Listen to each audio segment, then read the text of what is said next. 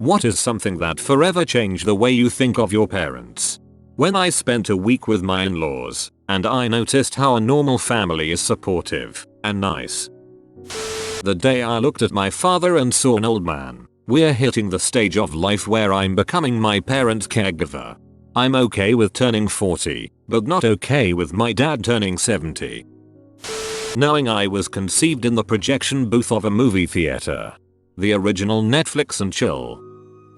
I was 12ish and I'd thought it'd be cool to move my bed so that it would snugly fit against the wall. That way I could have more space to play with my Lego on the floor. My mom didn't let me, and after a lot of BS excuses like the light from the window might blind you and the bed might make the wall moldy, she eventually confessed me and dad still frick, and we don't want you to hear.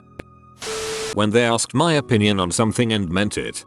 Neither parent ever did this, but my stepmom did. I always appreciated that, and at the age of 8 or 9, never forgot it. Seeing my father in tears made me realize he is human.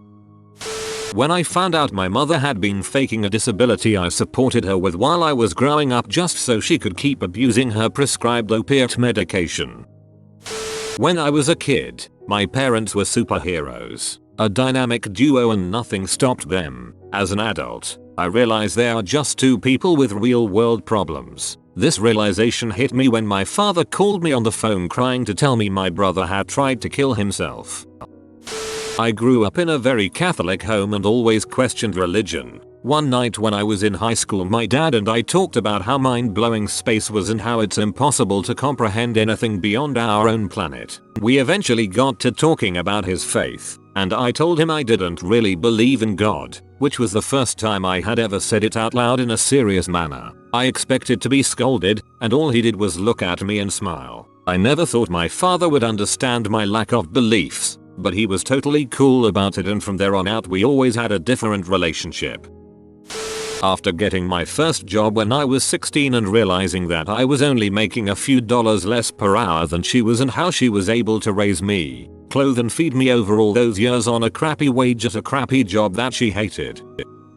When my dad worked extra hours to pay for mine and my little brother's ice hockey, which is about $500, $700 a season per kid. Back then I didn't think too much of it, but now when I look at it, my parents really put in a lot of work for both of us to play. When I was little, I would ask my dad for toys and he would always get me whatever I wanted. To clarify, whatever I wanted was just little trinkets in the small toy section at a grocery store. Nothing at all expensive. A little later though, my older brother told me to stop asking for things because our dad didn't have any money. That was news to me. After that I learned he had filed for bankruptcy, which I barely understood. I do remember waiting in his truck while he went into a bankruptcy office to give them some papers. But I never asked him for anything again, even if he offered. I had to fly back home earlier this year when my dad was admitted to ICU for a potentially fatal blood clot in his neck that followed a C. diff infection that had hospitalized him the month prior. I got in town on the day of his discharge. He had been in the hospital for 9 days. He clearly had not been bathed the entire time he was there. I had to stand him up in the shower and wash him. It was awful for both of us. He got out, dried off, and looked into the mirror. He shook his head and said, "Goddamn, it's like I woke up one day, and I'm a freaking old man." I drove us back to his small town a few hours outside of the city. He indicated that he was having problems with diarrhea and that there might be some messes. We decided to check into a motel until I could clean out his house. The next day, week from his hospital stay, he insisted on coming, but every time he stood up, he lost his balance. We went to a Walmart to get bleach, cleaning supplies, gloves to deal with the messes. He broke down at the store.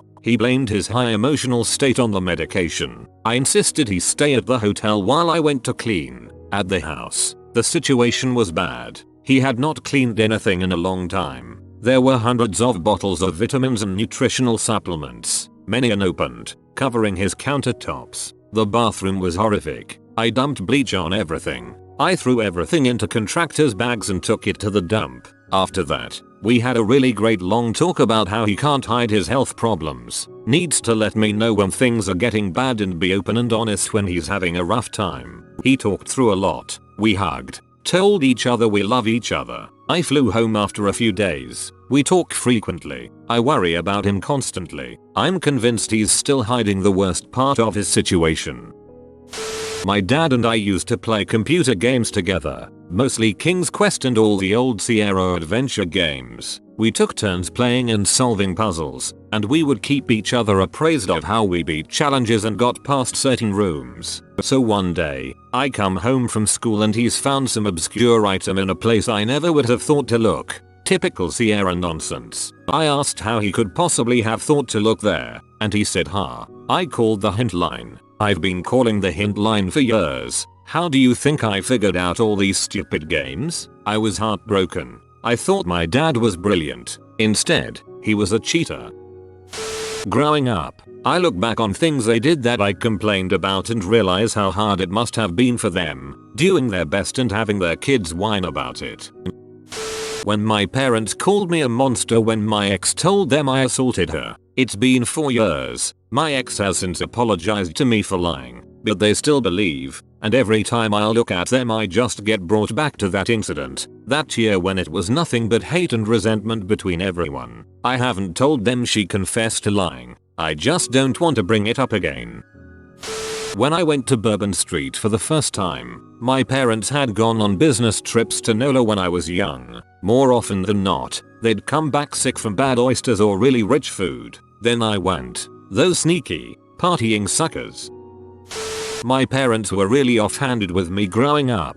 They liked to blame all their misfortunes upon me. They weren't the type to give praise or cuddles despite myself being a quiet and rule-obeying child. But it all didn't link with me until one day after Christmas my mother came to me and told me everything that was always on her mind. That she's always disliked me, regretted having me in her life, was disappointed in all I did and ever will or won't do, that I was a lost cause and wanted nothing to do with me. She also added that everyone else in our immediate and extended family also felt the same way. Whether it was true or not, it made me realize that day forth that family are not always this magical link that somehow supersedes all faults like a lot of Friends and TV programs make it out to be. On occasion, I suppose, there are those few that are just people. People whom have a coincidental thing in common, be it DNA or otherwise, that are no more connected than two strangers whom happened to ride the same bus one day. But I have to admit that it was a bit disappointing to learn that the reason for all the events in my life up until then were just a result of disliking me.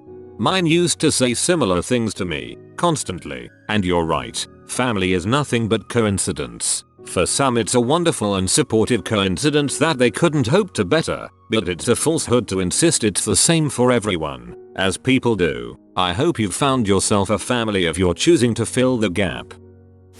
The first time my dad hit me and my mom let him. When I realized that my dad had suddenly become a single parent to an extremely difficult child at 35. I'm 30 now, and I know that I would not be able to do what he did. Not now, not in 5 years, not ever. Suddenly, all the things that he did wrong made perfect sense. He didn't have an instruction manual or some divine knowledge. He was thrust into an impossible situation that he never asked for, and he did his best. I instantly regretted all of the years that I spent angry with him. He was just a hippie dude who never had any responsibility, and then suddenly he was a single father to a really bad kid. He did better than most would have in that situation. Now he's my hero. My mother was diagnosed with a rare form of cancer when she was 32. Doctors gave her 12 months to live. They still aren't sure how she did it, but she managed to survive. All my life I recognized that my mom had cancer when I was little, but now, at 27 years old, it completely blows my mind that my mom was just a few years older than I when she was given a death sentence. My dad tells me she used to describe the qualities he should look for in a woman after she passed, so we have a good mother after she was gone. I can't even begin to imagine what that must have been like. When I started not to disagree with everything Lois or Malcolm in the Middle does. My dad told me that the only reason he wanted me in the first place was so he could watch children's shows without having to worry about what mom thought about it. The day I realized my dad finished college without Google. When my dad finally revealed to me how he and my mom got married, He had been dating her for 2 months and accidentally proposed to her over the phone. The operator even cut off the proposal halfway through. The worst part was that my mom said yes and they got married a month later. They got married after knowing each other for 3 months and are celebrating their 30th wedding anniversary soon. Considering how boring and play it safe the two of them are, it's shocking to hear about how frick it, let's do it their decision to get hitched was. When I learned my father was a recovering alcoholic and that if I wasn't careful, I'd be one too. When I found out I had a brother who was given up for adoption. For years, as a child, I'd protected my brothers and intervened when my mother's partner beat her up. At 9 or 10, I'd be screaming through the walls to our elderly neighbors to call the police because he was hurting my mummy. He knocked her out in front of us, tore a chunk out of her finger trying to steal her ring, smashed our house up and terrorized us kids. My brothers used to get up and run out of their room screaming in their sleep if they heard a door slam outside, because they thought he was kicking the door in again. At one stage, when I was 11, we were visiting our grandparents with my dad for a couple of weeks, and she told me over the phone that he had left because the police said they'd take us away if she didn't get rid of him. Soon enough, he was back, regardless. Through all of this, she told me it was my fault and because of the way I treated her. Bear in mind, this started when I was about 9. She used to attack me and call me names, and say that I hated seeing her happy and that's why I didn't want him there. Then, one day when I was 14, I said to her, "Why do you want him here when he treats you like this?" Her response, screamed in my face with eyes flashing and utter glee, was, "Maybe I like being beaten up. Have you thought of that?" And that's when I realized that it was the truth. She wasn't being facetious. She wasn't saying it for affect. She really did enjoy the fights and the drama and being the victim. After all those years, taking care of my little brothers who had been so traumatized, living in fear and witnessing that violence, I instantly lost respect for that woman. It just ended instantly and I realized that nothing she said would ever mean anything to me again. 4 years later she kicked me out and I haven't spoken to her in almost 15 years. That they do drugs. My parents are well-adjusted, good-hearted, well-off people. However, in a drunken conversation with them recently they revealed to me that they go a little crazy during their parties. I knew they partied hard but I didn't know they smoked weed and snorted coke at times, even in their mid-40s. Just shows you that you don't always know what's going on around you. That I have known them my whole life, but they have only known me for half of theirs. My father was homesick from work with the flu for a few days, and my mother scolded him, "You're no good to me when you're sick." There was no teasing or irony in her voice. She genuinely just saw him as a tool. My mother doesn't love my father, but she happily uses him and spends his money. My father must know on some level, but I don't think he cares. My mother didn't marry for love, she married for security. It made me lose respect for my father for tolerating that, and it made me see my mother as a parasite. The day that my mother came into my bedroom screaming in my face that I need to get the frick out of her house and proceeded to try to provoke me to hit her back so she could call the cops. When I found their 30-year-old divorce papers a couple years ago, they humanized my father who I had been so distant from for so many years. The next time I saw my dad I took him aside and told him what I found. I thanked him for all the incredible sacrifices he made to take care of my mother, sister and I. It was a pretty emotional moment and the second time I'd ever seen him cry. My father was actually a priest before meeting my mother, that dirty bastard. Oh, and he spent 10 years in Africa being a missionary, almost died from tetanus and had malaria 3 times. Is that possible? What a badass. Changed the views I had from this quiet government accountant. The day I realized a fricked mom was no longer virgin. My parents just wrestled in the morning. Mom's still a virgin. My dad was a very strict disciplinarian kind of guy. Once he caught me giving pot to my younger brother and he swore if I ever did it again he would call the cops on me himself. Eventually my uncle told me how my dad used to be a bookie, did coke, and even gave my uncle his first joint. Not even mad. My dad used to be cool. He's still cool. There are some things that you give up when you become a dad. Coke and being a bookie are certainly on the list.